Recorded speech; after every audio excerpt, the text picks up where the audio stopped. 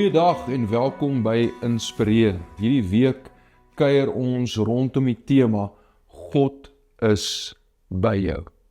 Net die blote gedagte uit 8 biljoen mense op hierdie planeet aarde ken God elkeen van ons by die naam en is hy met ons.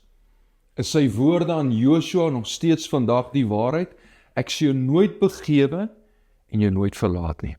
En soms in ons menswees voel dit vir ons asof die Here ons verlaat het, maar die waarheid is, hy sê, ek los jou nooit.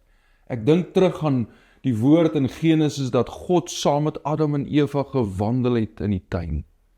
En selfs toe hulle gefouteer het, selfs toe hulle sonde gedoen het God hulle nog steeds opgesoek. In my en jou konteks vandag as Nuwe Testamentiese kerk, is dit uiteindelik die storie van die kruis, dat God sy seun gestuur het, om 'n wrede dood te sterf, want hy wil naby ons wees. Hy wil saam met ons lewe doen.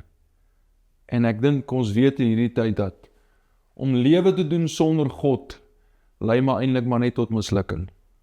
Maar lewe saam met hom, met die wete dat hy by jou is, naby jou is, gee jou 'n stuk vrede, 'n stuk geloof, 'n stuk hoop, en liefde.